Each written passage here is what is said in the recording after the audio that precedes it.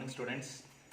In the last class, I have completed about the terms we use in genetics. Okay, so like the gene, allele, chromosomes, locus, like that. Similarly, so in this class, I continue with that. The other terms we use in genetics. Okay, the terminologies we use in genetics, the continuation of the topic. Okay, so some terms I will explain in today's class, and also the first law that was proposed by Gregor John Mendel, that is law of dominance or law of segregation. Okay, so that I am going to explain today. Okay, see some terminologies like phenotype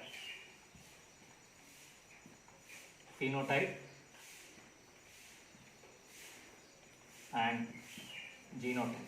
See, these words we frequently use in genetics. Okay, so the first one, phenotype. This refers to the morphological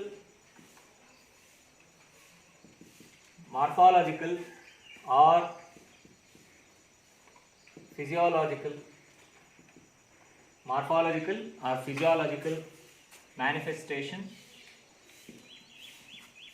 manifestation of an organism. Morphological or physiological manifestation of an organism. It means the external appearance or morphological appearance of an organism. That is what we call as phenotype. How a plant body that looks, how an organism or how an animal that looks, what is the color of the skin, what is the height of an animal, what is the color of the hairs, like that. So then what is the height of the plant body, what type of leaves it bears, and what are the physiological conditions in that plant body or in that animal or even in human beings. So that is what we call as phenotype. The morphological manifestations or morphological appearance or physiological characters of an individual, that is what we call as phenotype. See, phenotype is mainly expressed by the genotype the organism is having. It means what type of genes are there in that organism, that kind of characters will appear. And also one of the most important thing, the phenotype is mainly regulated by the environmental conditions. Okay, so it is influenced by environmental conditions. Okay, so for example, if you take the example of a bear, okay, so that is found in the equatorial region and that is found in the polar region. You can observe the differences in that.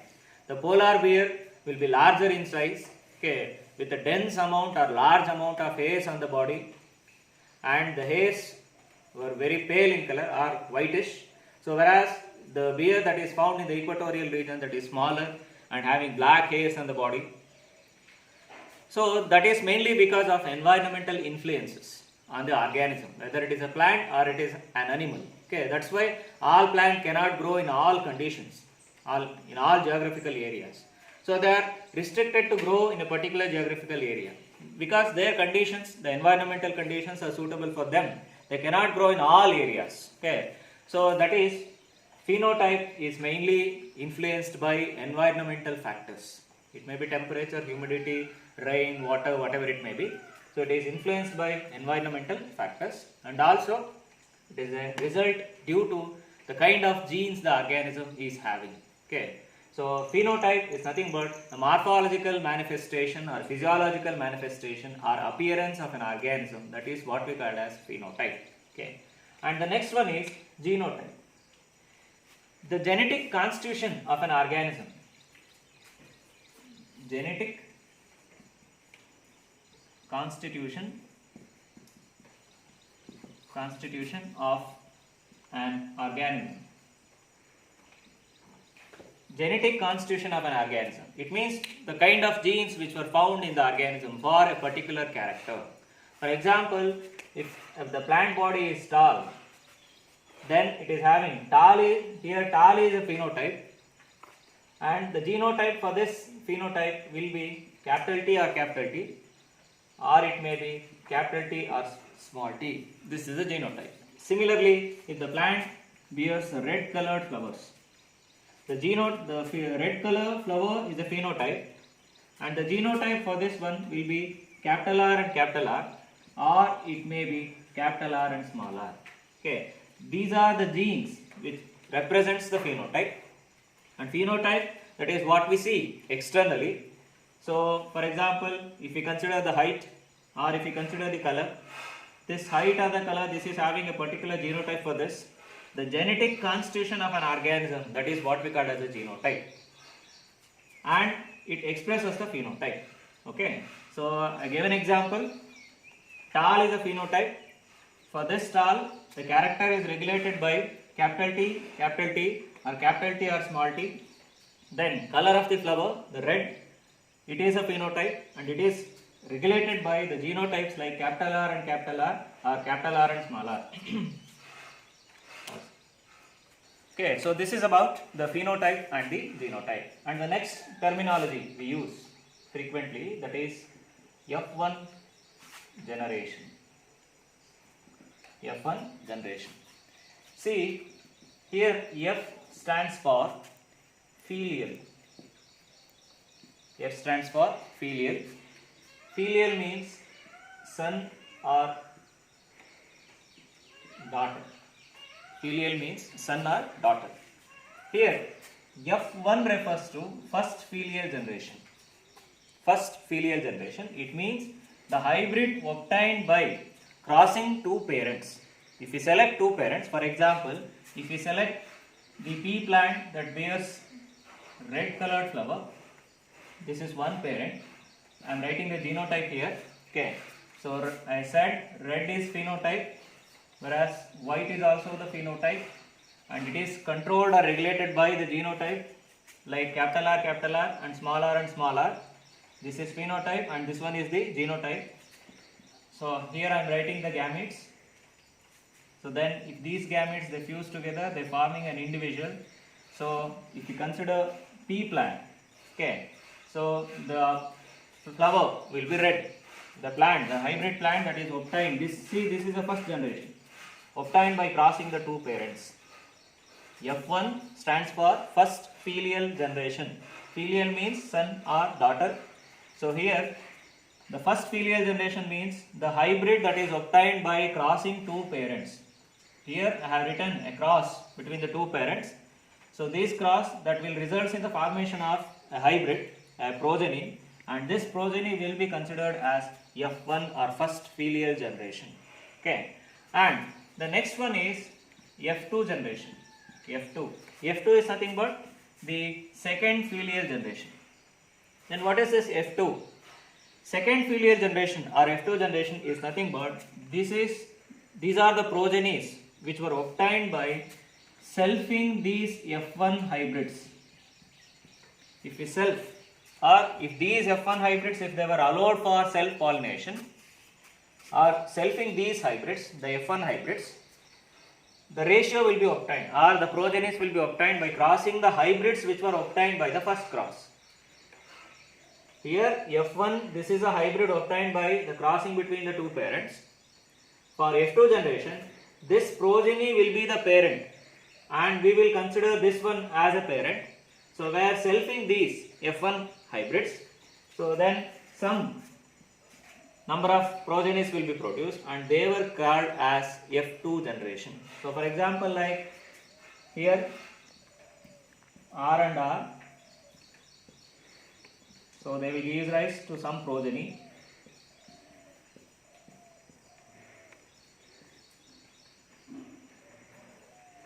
Smaller. Okay, so 1, 2, 3, 4. So 4 progenies will be produced by crossing or selfing the F1. And this is what we call as F2 generation. This is the F2 generation. Okay, the progenies which were obtained by crossing or selfing the F1 hybrids or F1 plants, that is what we call as F2 generation. Okay, so this is second filial generation. Okay, and the next one is monohybrid ratio. I have explained what is a monohybrid cross. Monohybrid cross is nothing but the cross between two parents having a pair of contrasting character, single pair of contrasting character, or cross between two individuals differing, or in order to study the inheritance of a single pair of gene is what we call monohybrid cross. So this cross will be particularly having some genotypes. The ratio like monohybrid ratio. Monohybrid ratio. Monohybrid ratio. See, monohybrid ratio is nothing but it is a ratio obtained by selfing the F1 hybrids. The ratio obtained by selfing the F1 hybrids. We get progenies in F2 generation. So as I have written here, the progenies which were produced in the F2 generation, they have some ratio. It means, for example, if 4 plants are produced, among those 4 plants, some of them are tall and some of them are dwarf. For example, if you consider tall and dwarf, tall plant is crossed with the dwarf. So tall is regulated by small t and small t. I have explained homozygous and heterozygous. If an individual having similar kind of alleles, it is considered as homozygous. Here this one is also homozygous. If the alleles are different, then it is considered as heterozygous. So tall, small t, then capital T and small t, this will be tall. See, this is the F1 hybrid. Okay. If we cross these two, capital T small t and capital T small t, so then some kind of ratio will be obtained, like capital T, capital T and small t. So the ratio will be 3:1. I will explain how it will be 3:1 while explaining monohybrid cross. Okay, the ratio will be 3:1. So that is what we call as monohybrid ratio. This is phenotypic ratio of monohybrid cross. Okay. So monohybrid ratio is nothing but the ratio obtained by selfing the F1 hybrids. In F2 generation we will get the ratio. That is what we call monohybrid ratio. The phenotypic ratio for monohybrid cross will be 3:1. And the genotypic ratio will be 1:2:1. This is genotypic ratio. So explain later how it will be. Okay. So next, dihybrid cross. Similarly, for monohybrid ratio, dihybrid cross ratio. Dihybrid ratio. It means the ratio obtained in dihybrid cross by selfing the F1 hybrids. The ratio obtained in dihybrid cross by selfing the F1 hybrids. Okay. So that ratio will be obtained in F2 generation. Okay.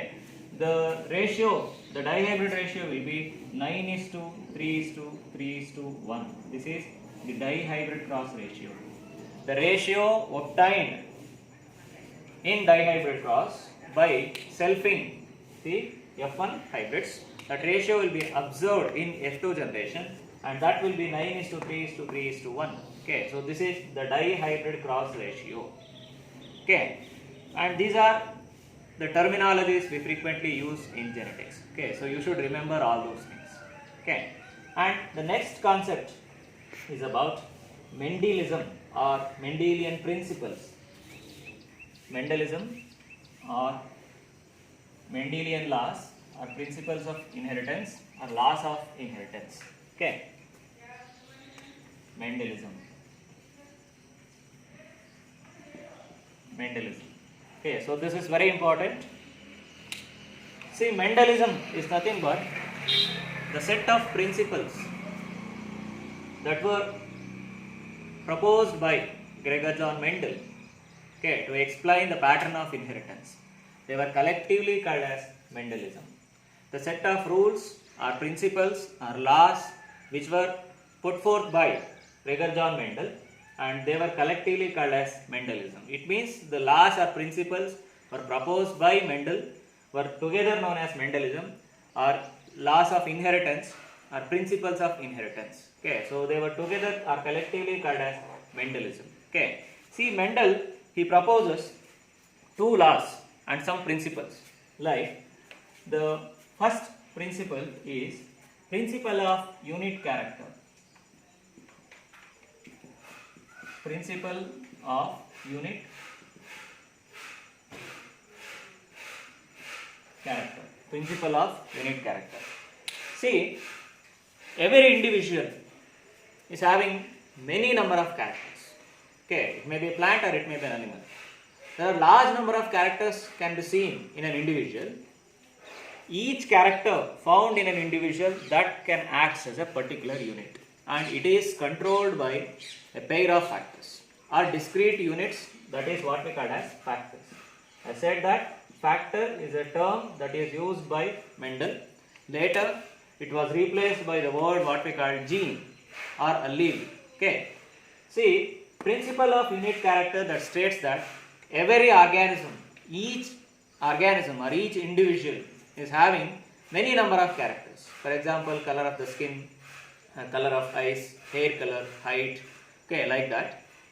And each character that behaves as a unit, and it is controlled by discrete units, that is what we call as factor. It means every character is regulated by the factors, okay, and that character that behaves as a unit, and that is what we call principle of unit character. Okay, then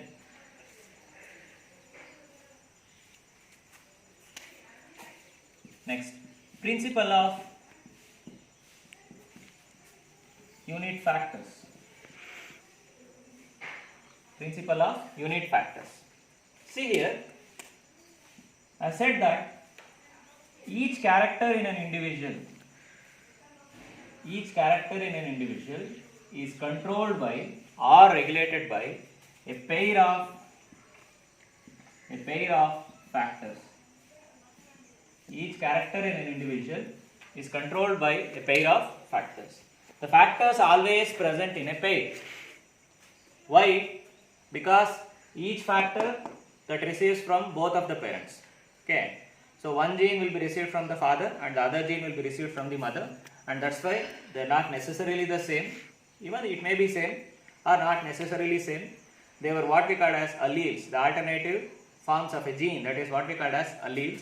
So here they were found on the specific locus on homologous chromosome. They are found in the same locus of homologous chromosome. That is what we call as the alleles or the genes. Okay.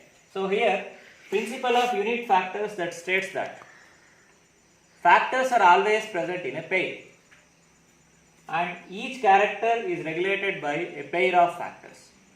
Factor means genes or alleles. Alleles were found in a pair on a specific locus on homologous chromosomes, and they will regulate a particular character. It means a particular character is regulated by a particular pair of alleles, a particular pair of factors. That is what we call principle of unit factors. I will repeat once again. Factors are always present in a pair and they will regulate a particular character, or in other words, a particular character is regulated by a particular pair of factors. That is what we call principle of unit factors.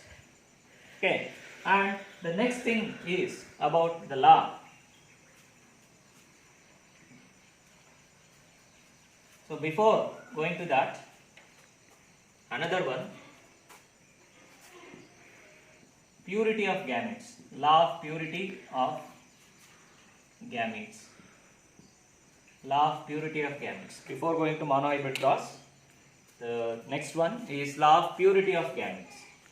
See, this law states that each gamete will be carry the chromosome. You know that the gametes will be carry the chromosomes, and they will carry specific factors in that.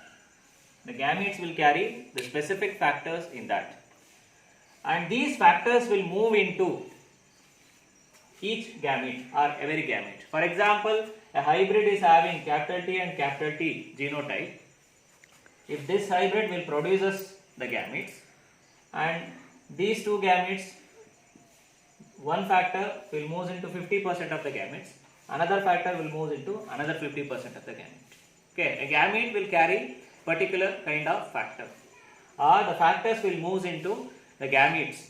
50% of the gametes will carry one kind of factor, another 50% of gametes will carry another kind of factors, and these gametes will be pure for a particular factor. If we consider a particular factor, and they will be pure for a particular factor. Okay, so that is what we call law of purity of gametes or principle of purity of gametes. Okay. Then the next one, law of segregation or law of dominance. Law of segregation or law of dominance. Law of dominance. Law of dominance. Okay. See, the law of dominance that states that, you know, what is a dominant gene, okay, or what is a dominant factor. So that factor that expresses in the hybrid by suppressing the expression of the other gene or other factor, that is what we call as dominant factor. Okay. So law of dominant factor states that among the pair of factor, one factor dominates the other by suppressing or masking the expression of the other factor. Among the pair of factors,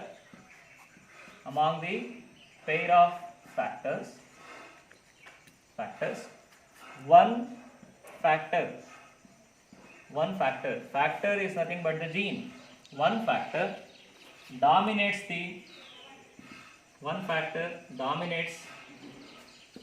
the other by suppressing or masking the expression of the other factor, that is what we call recessive factor. Okay. So law of dominance that states that among the pair of factors, okay, it means if the factors were present in a pair like capital R or capital T, if they are present in a pair like that in heterozygous condition, capital R small r and capital T small t, in heterozygous condition, if the factors were present in a pair, one factor that dominates the other, it means it suppresses the expression of other factor or it masks the expression of other factor, and that factor that masks or suppresses, that is considered as a dominant factor, and the other that is suppressed or masked, that is what we call as the recessive factor. Okay. So that is about the law of dominance. Law of dominance that states that when factors present together in a pair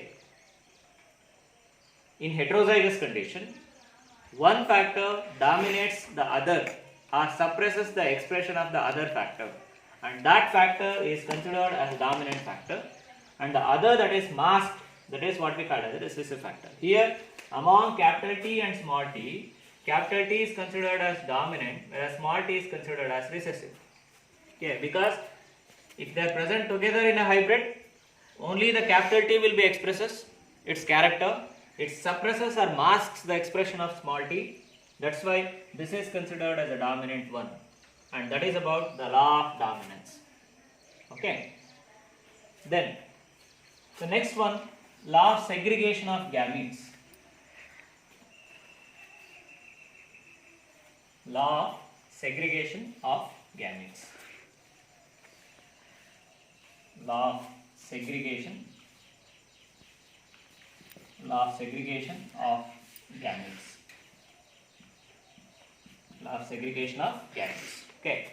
See here, when factors present in a pair, the law states that when factor present in a pair, they get segregated. Segregate means separated. Okay. They get segregated during the formation of gametes. When factors, when they were present in a pair, in a hybrid or in an individual, these factors, they get segregate means they get separate. I said that law of purity of gametes. Each gamete will carry a pure set of genes. Okay.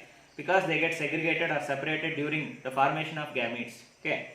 So law of segregation of gametes that states that when factors present together in an individual, they get separated or segregated during the formation of gametes. Okay. So here capital T and small t, if they are found together in an individual, if this individual, it means the parent, if it produces a gamete, these gamete are the factors, they get separated and moves into each of the gametes.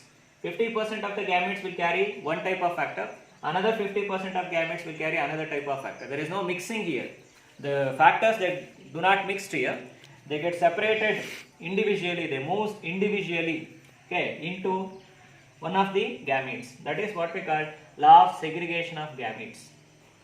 So where when factors present together in a pair in an individual, okay, they get segregated or separated during the formation of gametes. That is what we call law of segregation of gametes.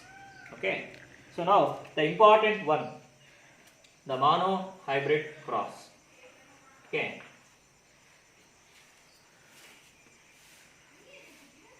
Very important topic. Monohybrid cross. Okay, the important concept for your examination, that is about monohybrid cross. Okay. So I said, what is a monohybrid cross? This is a cross between two individuals to study the inheritance of single pair of genes or factors, okay, at a time, or a cross between two individuals to study the contrasting character, or considering a contrasting single pair of contrasting character. The cross between the individuals differing in a single pair of contrasting character is called as monohybrid cross. Or if you consider single pair of genes to study its inheritance pattern, that is also called as monohybrid. Here the name itself indicates mono means single, monohybrid cross. Or the cross between the two individuals differing in a pair of contrasting character, that is called as monohybrid cross. Okay. So for monohybrid cross, Mendel has selected pure breeding pea plants. Pure breeding pea plants. It means the pea plants which are having the similar kind of alleles for a particular character without mixing. So pure breeding plant will be obtained by selfing the plants for about 20 generations. It means the plants were continuously allowed for self-pollination, okay, for about 20 generations or even more. So then the pure breeding plant will be obtained. So you know the significance of self-pollination. Okay, it results in purity of the race. It means continuously if the plants are allowed for self-pollination, there is no chances of mixing of genes of the other plants. The plants are pure for the characters which were found in that. Okay. So in order to conduct monohybrid experiment, Mendel has selected pure breeding pea plant. Okay. So one is, he consider the two parents, like one is a tall and another parent will be dwarf. One is tall, another one will be dwarf. So Gregor John Mendel has selected pure breeding pea plants. One is tall, another one is the dwarf. Here tallness of the plant is controlled or regulated by the pair of factors like capital T and capital T. The tallness of the plant body is regulated by a pair of factors like capital T and capital T, and dwarfness of the plant is regulated by the pair of factors like small t and small t in homozygous condition. This is very important. In homozygous condition. Now what is homozygous?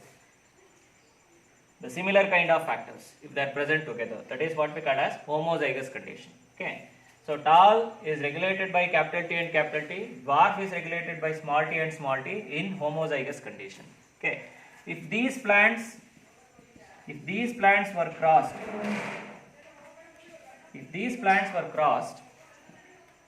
produces tall plants in F1 generation. I said, what is F1 generation? That is first filial generation obtained by crossing the two parents. If these two parents were crossed, tall and dwarf, if they were crossed each other, here we are considering only pair of character. That is, one is a tall, another one is the dwarf. Okay. So here these two plants are crossed together and the F1 generation will be tall. All plants were tall in F1 generation. And these plants, the F1 hybrids are self together. It means if they are undergone self-pollination, if they are allowed for self-pollination, if they are self together, are allowed for self-pollination, the ratio of F2 generation will be 3:1. The ratio of F2 generation will be 3:1. So it means 3 plants are tall and 1 will be dwarf. 3 plants are tall and 1 will be dwarf. I said again, Mendel selected pure breeding pea plants. One is a tall, another one is a dwarf. Tall character is regulated by capital T and capital T, and dwarf is controlled by small t and small t in homozygous condition. When these two plants are crossed together, it produces tall plants in the F1 generation. So when this F1 hybrids are self together, it will produce plants in F2 generation in the ratio of 3:1. Among that, 3 will be tall and 1 will be dwarf. Okay, so this is about the summary of monohybrid cross. Okay, so let us look into the schematic representation of monohybrid cross. So this will be asked for 3 marks or 5 marks. Write schematically the monohybrid cross. Schematically represent the monohybrid cross. That will be asked for 3 or 5 marks. Okay, so let us look into how to write the schematic representation. First we have to write the parents. Among the two parents, so one is considered as male and another one will be female.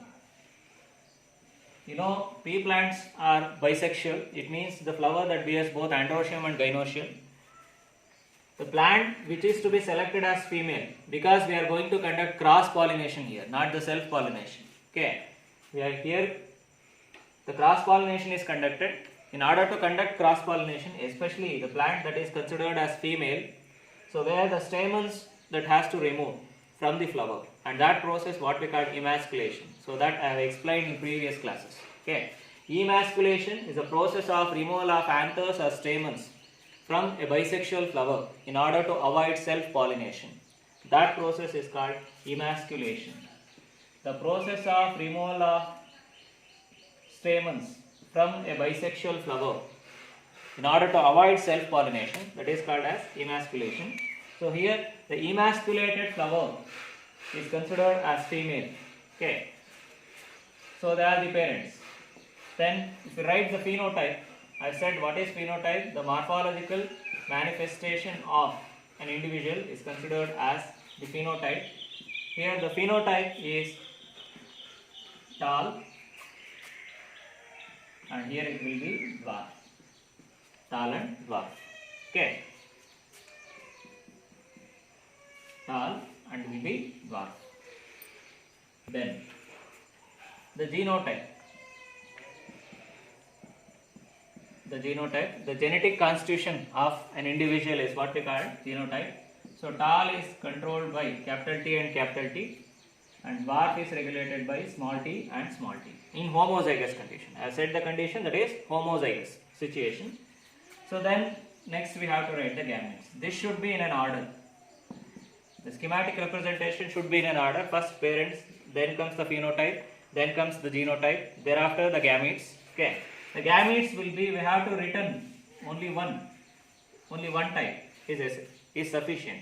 The reason, because you know that during gametogenesis there will be meiosis. It means half the number of genes or half the number of chromosomes were transferred to gametes. Suppose if an individual is having 16 chromosomes, only 8 chromosomes can be seen in the gametes of that particular individual, because there is a meiosis. Similarly, for example, you consider 2 genes here. If there is a meiosis, then number of genes will be reduced. You should not write like this, capital T and capital T together. This is wrong. Because the gamete, the genes will move together, they get separated or they get segregated, and half the number of genes can be seen, or half the number of chromosomes can be seen in the gametes.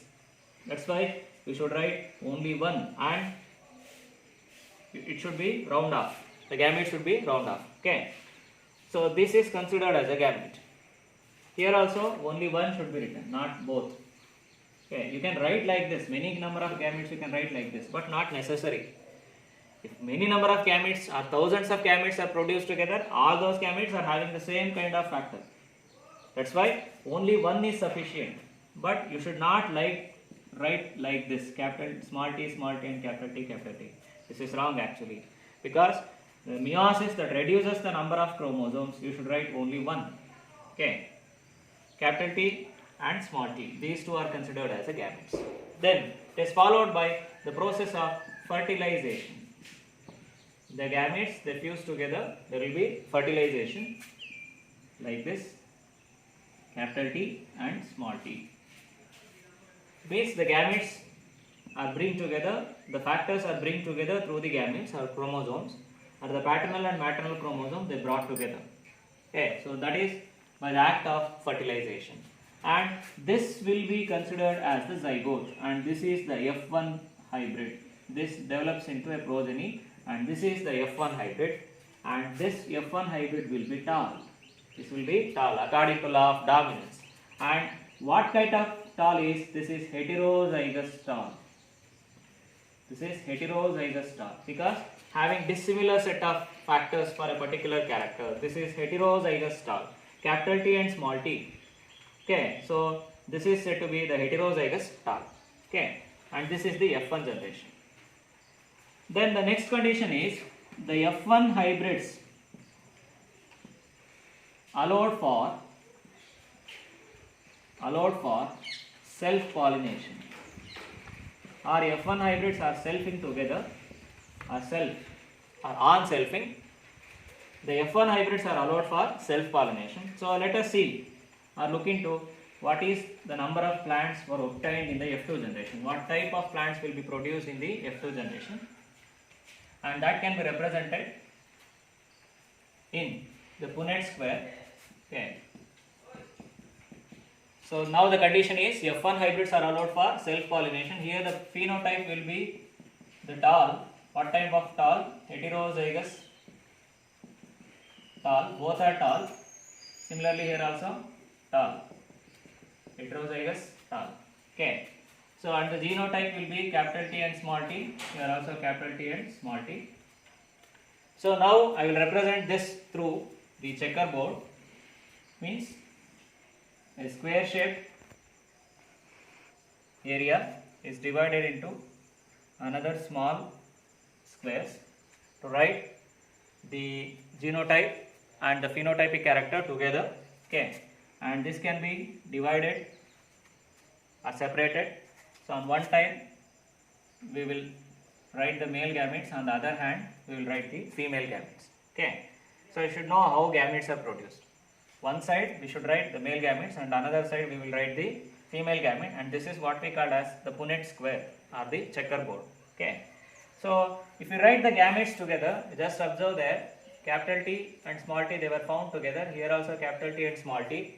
During this they get segregated together. I said that law of segregation of gametes, it means they separated together into capital T moves into 50% of the gametes and small t moves into another 50% of the gametes. Similarly here also capital T moves into some gametes and small t moves into some gametes. Okay, so this is how they get separated. You should not write together like capital T and small t, because here also there is a meiosis during the formation of gametes. There should be reduction of number of genes or chromosomes during meiosis. Okay, so then I will represent this one here like gametes like capital T and small t. Here also capital T and small t. Okay, so gametes, the male gametes, on this side the female gametes. So then how these fuses or how to write? Okay, you consider the first female gamete and consider the first male gamete. Consider on one side first gamete, on the other side the first gamete. First male gamete and first female gamete, if they fuse together, you should write in this box like capital T and capital T, this one. Okay, then you consider the first female gamete and consider the second male gamete, because already the fusion has taken place with the first male gamete. You consider the first one, again the female one, and again the another one like capital T and small t. So these are the possibilities I am telling. Okay, so no chances again the same gamete will fuses with the same another gamete. Okay, if this one, if you consider this one, capital T and small t will be obtained. If you consider this one, capital T and small t, the progeny will be obtained, and this one will be tall. So this is also tall. How it will be? Because according to law of dominance. Okay. Then we consider this one, small t and capital T. The second one. Again, I will write like this, capital T and small t. Here also small t and small t. On one side, the female gamete carrying small t. Here also the male gamete will be carrying the small t. So then the progeny will be small t and small t. Here capital T and small t. Okay. So then this is also tall. What about this one? This will be dwarf. This is in homozygous condition. This will be dwarf. So then among 4 progeny, how many of them are tall? You can look into the number of tall plants in that. This is tall. This one is also tall. Then here this one is also tall. Among 4, you can observe 4 progenies here. So it means not only 4 progenies are produced, number of progenies will be more. But among that, the ratio of tall will be 3. 3 of them are tall. Then what about dwarf? The dwarf will be 1. Here, only one dwarf can be seen. Then I am telling about the phenotypic ratio. So how we said that? By morphological observation only we said that number of how many of them are tall and how many of them are dwarf. The phenotypic ratio for monohybrid cross will be 3:1. 3:1 because 3 of them are tall and 1 is dwarf. 3 tall and 1 dwarf. You can observe here in the checkerboard or Punnett square. Okay, 3:1 is the phenotypic ratio. Then look into the genotypic ratio. It means the genetic constitution of an organism. Genotypic ratio. So what kind of genetic constitution or gene combinations will be observed here? We can observe capital T and capital T. This is one kind of gene combination. Capital T and small t, this is another kind of gene combination. Then small t and small t, this is another type of gene combination. How many of this combination can be seen here in this checkerboard? That is only one, capital T and capital T. Then it will be 1, 0, 1. Then how many types of this combination can be observed here? Capital T and small t, capital T and small t, there are 2. Okay, so we can observe 2. You can observe here 2, capital T, small t, capital T, small t. This is 2. Then how many of this combination is observed? This is 1. Then the genotypic ratio will be 1:2:1. This is the genotypic ratio. 1 homozygous tall. You can observe here, this is in homozygous condition. 2 of them are heterozygous tall. You can observe here, heterozygous tall, and 1 is homozygous dwarf. This is a dwarf. This is the genotypic ratio. 1:2:1 is the genotypic ratio of monohybrid cross. 3:1 is a phenotypic ratio of monohybrid cross. Okay, on conducting monohybrid cross, Mendel explained law of dominance. It means the dominant factor is going to express in the hybrid that you can observe in F1 generation, and law of segregation of gametes, the factors when they are present together in a hybrid or together in an individual, they get segregated together during the formation of gametes. You can observe here. So when factors present together in a hybrid, they get separated or segregated here during the formation of gametes. That is law of segregation. It means by conducting experiments on monohybrid cross, Mendel proposes law of dominance and law of segregation of gametes. These are the two principles or the laws which were proposed by Gregor John Mendel after conducting monohybrid experiment. Okay, I think you came to know about the monohybrid cross, how to write or how to represent schematically. Okay, in the next class, explain about dihybrid cross. If you have any doubts, okay, so please ask me. Okay, there is no hesitation to ask the doubts. Okay, in the next class, I will explain about the dihybrid cross. Okay, thank you.